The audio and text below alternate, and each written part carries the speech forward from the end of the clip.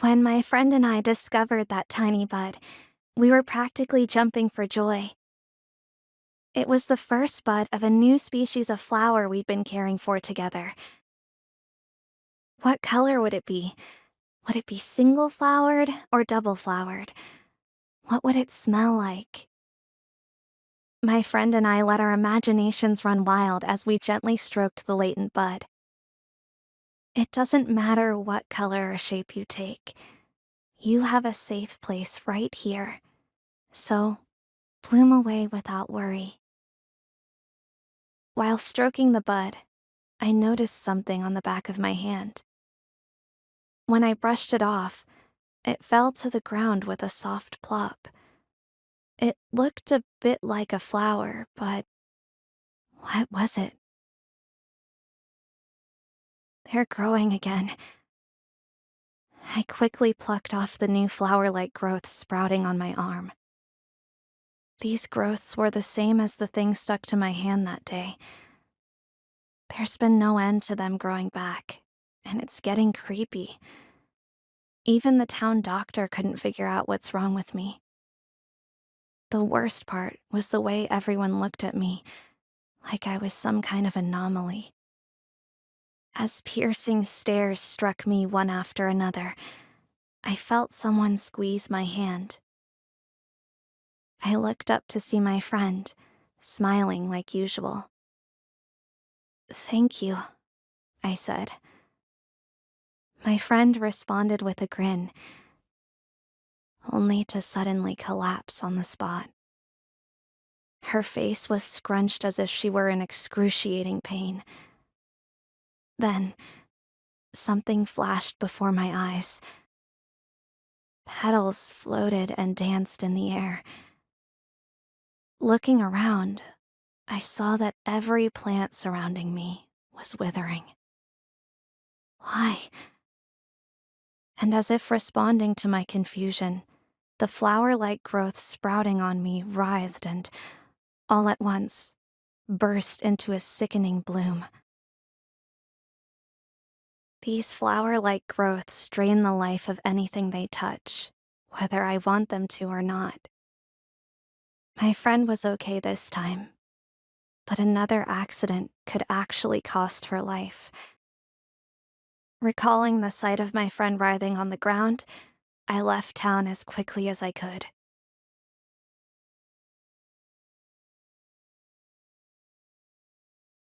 Each plant I passed withered in the blink of an eye, as if I were the Grim Reaper himself.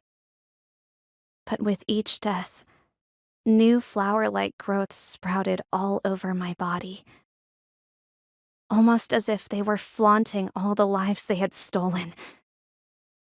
I don't want to hurt anyone. I never wanted this, not even once. Go away. Get off of me. Just disappear already. Alone in the rubble of long-faded ruins, I waited for death to take me. I was the only living thing here. If I let the flower-like growths drain my life, it would all be over. Suddenly, I heard someone call my name. I looked up, only to see my friend appear from behind a withered tree. She called out to me, worried, but with the same old smile on her face. Overjoyed, I started running towards her, until the dry crackle of something crumbling beneath me brought me back to my senses. I glanced down at the withered plants, and I swore I saw my friend lying there, unresponsive. You're scared of me, aren't you? So what are you doing here? I hate two-faced snakes like you. My friend, with tears streaming down her face, could only squeak out a small, "I'm sorry," before running off. I was only trying to look out for my friend, but I just ended up hurting her. I'm such an idiot. I couldn't forget the sight of my friend crying, so I stayed near the outskirts of town. Even if only from a distance, I just wanted to see her smile. One last time before I died. As I drew closer to town, I noticed something strange. The place I'd once called home was now covered in unfamiliar vines. I ran towards someone lying limp on the ground, but they had already. For a moment, I thought this was all my fault, but it must have been all these vines and their flowers.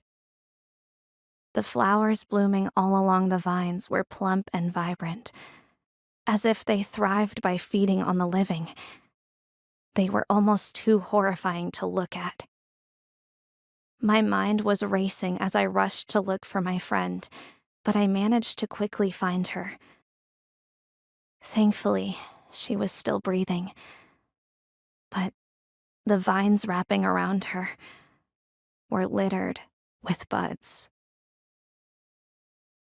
If those buds bloomed, my friend would die. I just knew it. The vines gripped tightly to her skin, so I couldn't pull them off. My only choice was to let the flower-like growths on me drain the life from the vines themselves. But was that possible?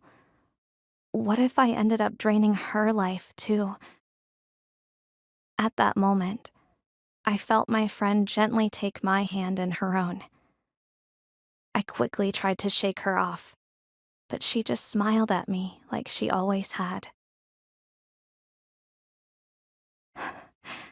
I can't let her die. Besides, I haven't even apologized to her yet. I don't want to lose the only friend who stood beside me until the very end. So, this time for sure, by my own will,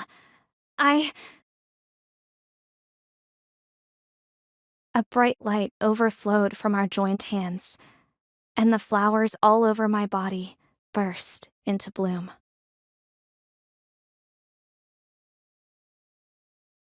The town was freed from the vines, and the flower fields regained their vibrant colors. My friend, along with a handful of the townspeople, were saved. They were the lucky ones.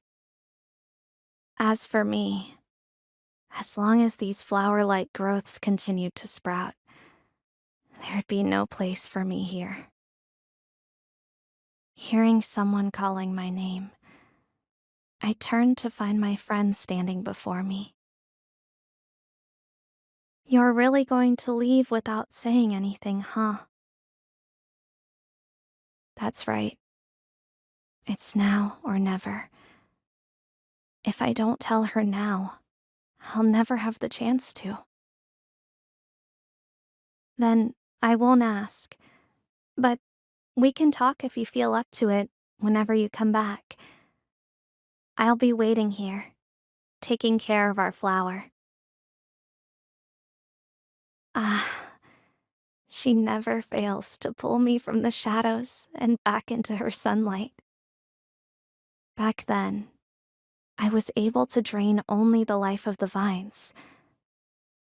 Maybe there really is a way to control this power, and if so, I'm going to find it. I'm sorry. Thank you. One day, I'll be sure to come back and tell you those words. And when that day comes, let's watch over our flower again, together.